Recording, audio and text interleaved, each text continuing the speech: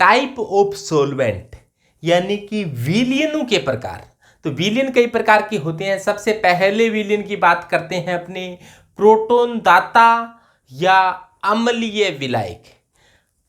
कुछ विलायक ऐसे होते हैं जो प्रोटोन दान देने की प्रवृत्ति रखते हैं, यानी कि ऐसे विलायकों को प्रोटोन दाता विलायक कहते हैं। और अपने जानते हैं आर्रेनियस के अनुसार जो जलीय विलयन में प्रोटोन दान करता है वो अम्ल होता है, लेकिन ग्रोस्टेट लोरी के अनुसार किसी भी तरीके से प्रोटोन दान करता है वो अम्ल होता है। यदि कोई विलायक प्रोटोन दान करता है तो वो ग्रोस्टेट लोरी के अनुसार अम्ल है। तो यानी कि इसमें वे अम्ल आते हैं जो प्रोटोन दाता यानी कि अम्लीय विलायक ऐसे विलायक होंगे जो ग्रोस्टेट लोरी के अनुसार क्या है, अम्ल है। एग्जाम्पल के तौर पर देखें जैसे कि HF है, ये क्या है, एक प्रोटोन दाता विलायक है। HF है, HNO3 है, H2SO4 है। तो ये सभी क्या है, इस प्रकार के प्रोटोन दाता विलायक है जो हाइड्रोजन प्लस दान देने की क्षमता रखते हैं। ऐसे विलायकों को प्रोटोन दाता विलायक कहा जाता है।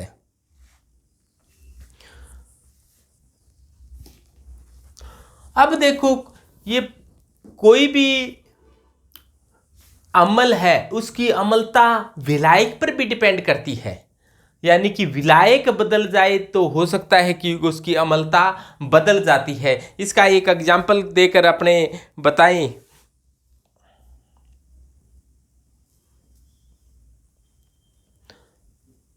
एग्जाम्पल के तौर पर अपने देखें कि जैसे नाइट्रिक का अम्ल है, HNO3 जल में प्रबल अम्ल होता है, यानी कि जल में इसका आयनन क्या हो जाता है, 100% हो जाता है। लेकिन इसकी बात करें HF और HNO3 है, वो HF में कैसा व्यवहार करता है, तो HF में क्या करता है, ये प्रोटोन ग्रहण कर लेता है।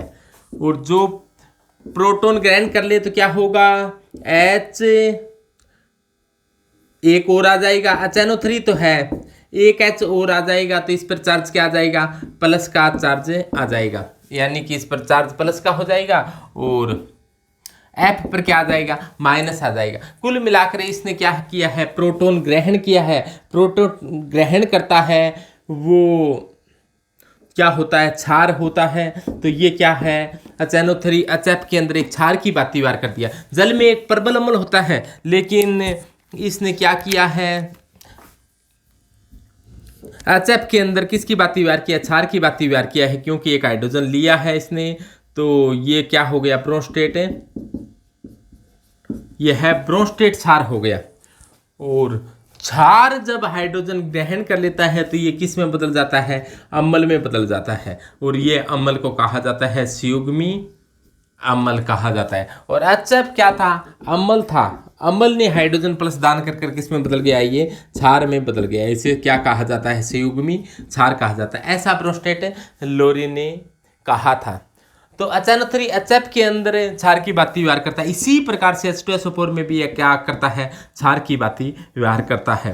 तो H2SO4 में भी क्या करता है, ये हाइड्रोजन प्लस ग्रहण कर देगा, हाइड्रोजन प्लस ये H2SO4 त्यागेगा, वो हाइड्रोजन प्लस ग्रहण कर लेगा। तो ये यहाँ पर भी क्या किया, इसने हाइड्रोजन प्लस ग्रहण कर लिया। मान लो प्लस से अपने कन्फ्यूजन हो जाए ना, किस पर लगाएं, इस पर लगाएं, इस पर लगाएं, इस पर, तो ऊपर लगा दिया करो।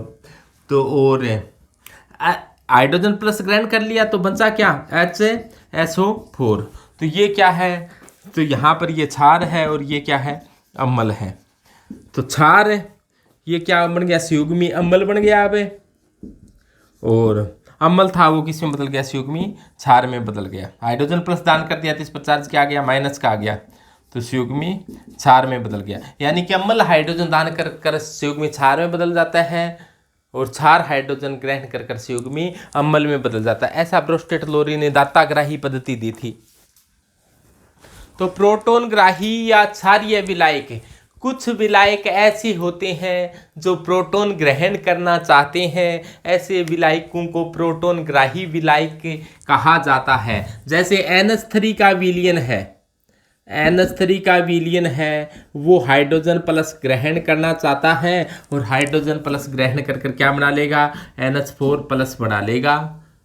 तो ये क्या हो गया, ये इसकी नेचर कैसी है, प्रोटोन ग्राही की नेचर है। जैसे मान लो किसी NH3 की क्रिया यदि आप एसिटिक अम्ल के साथ करवा दी जाए तो ये क्या करेगा, एसिटिक अम्ल के हाइड्रोजन को कहेगा कि फटाफट हाइड्रोजन मेरे को दो। तो यहाँ पर क्या बन जाता है, NH4 प्लस बन जाता है और CH3 COO माइनस। तो हम जानते हैं एसिटिक अम्ल एक वीक एसिड होता है, लेकिन अमोनिया के विलयन में अमोनिया इससे कह रहा है फटाफट हाइड्रोजन दे भी, फटाफट हाइड्रोजन दे। तो ये कैसा अम्ल बन जाता है, एक पर्बल एसिड बन जाता है, पर्बल अम्ल है ये।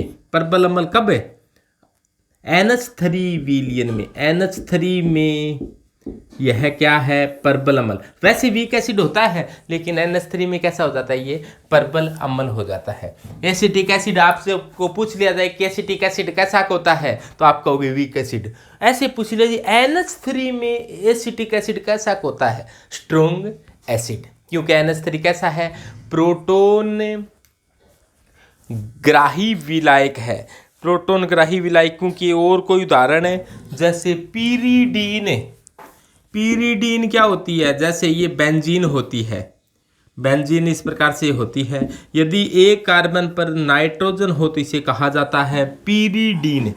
और पीरीडीन भी क्या होती है, प्रोटोन ग्राही विलायक होता है और ये हाइड्रोजन प्लस क्या कर सकता है, ग्रहण कर सकता है। और ग्रहण कर कर क्या बनाएगा, देखो ध्यान से, और ये देखो इसने के पास लोन पेयर थे, हाइड्रोजन के पास इलेक्ट्रॉनों की कमी थी, इसने इसके लोन पेयर बंद बनाने में पार्टिसिपेट कर लिए हैं। यहाँ पर तो नाइट्रोजन पर चार्ज आ चुका है प्लस का, और ये एक ऐसा विलायक प्रोटोन ग्रहण करने वाला विलायक बन गया, तो इसे क्या कहेंगे, प्रोटोन ग्राही विलायक कहेंगे, प्रोटोन ग्राही विलायक कहेंगे। यानी कि ऐसा विलायक जो हाइड्रोजन प्लस ग्रहण करता है, तो ऐसे विलायक को क्या कहेंगे, प्रोटोन ग्राही विलायक कहेंगे। तो कई प्रकार के विलायक होते हैं, कुछ प्रोटोन ग्रहण करते हैं, कुछ प्रोटोन त्यागने की रखते हैं। प्रोटोन ग्रहण करने वाले विलायकों को प्रोटोन ग्राही विलायक कहते हैं। अगला आता है उभयधर्मी विलायक।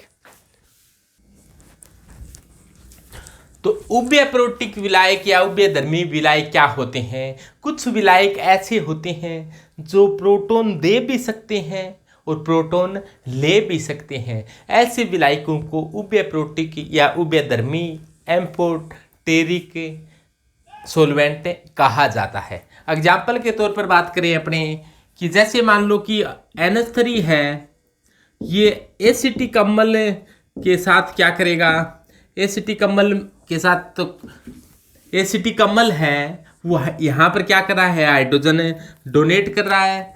तो NH3 यहाँ पर हाइड्रोजन ले रहा है, तो यहाँ पर बन गया NH4 और यहाँ पर क्या हुआ, CH3COO माइनस। दूसरा एग्जाम्पल लें, जैसे HCl ले लें। HCl में अब एसिटिक अम्ल की बारी आएगी, तो अब की बार मामला बदल गया है। अब ये कह रहा है कि मैं हाइड्रोजन प्लस दूंगा, क्योंकि ये ज़्यादा स्ट्रॉन्ग है, तो ये क्या करेगा, ये हाइड्रोजन प्लस दान करेगा। तो अब की बार एसिटिक अम्ल को हाइड्रोजन प्लस ग्रहण करना पड़ा है। तो क्या हुआ, मामला बदल गया ना। यहाँ पर तो जो डोनेट कर रहा था, हाइड्रोजन प्लस दे रहा था, अब की बार क्या कर रहा है, हाइड्रोजन प्लस से ले रहा है। तो यहाँ पर दे रहा था, यहाँ पर दे रहा था, वो यहाँ पर ले रहा है। तो ये नेचर कैसी नेचर है, वो उभयप्रोटिक नेचर है। तो यहाँ पर क्या बचा, Cl माइनस। तो देखो यहाँ पर तो क्या था, ये देने वाला क्या होता है, अम्ल होता है, और लेने वाला क्या है, क्षार है। यहाँ पर पड़ोसी पर डिपेंड करेगा, पड़ोसी कैसा है, पड़ोसी लेने वाला है या देने वाला है। तो यहाँ पर एसिटिक अम्ल तो हाइड्रोजन प्लस दे रहा है, तो ये क्या है, अम्ल है। यहाँ पर एसिटिक अम्ल हाइड्रोजन दे रहा है, तो वो ये एसिटिक अम्ल यहाँ पर क्या है, क्षार है।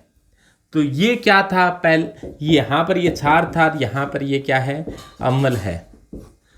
तो एसिटिक अम्ल NH3 के साथ तो किसकी बात व्यवहार किया, क्षार की बात व्यवहार किया, और एसिटिक अम्ल HCl के साथ कैसा व्यवहार किया, NH3 के साथ अम्ल की बाती और HCl के साथ किसकी बातें व्यवहार किया, क्षार की बातें। ऐसे कुछ विलायक होते हैं जो हाइड्रोजन प्लस दे भी सकते हैं और हाइड्रोजन प्लस ले भी सकते हैं। ऐसे विलायकों को उभयप्रोटिक विलायक, उभयधर्मी विलायक या एम्फीटेरिक सोलवेंट या एम्फीप्रोटिक सोलवेंट कहते हैं।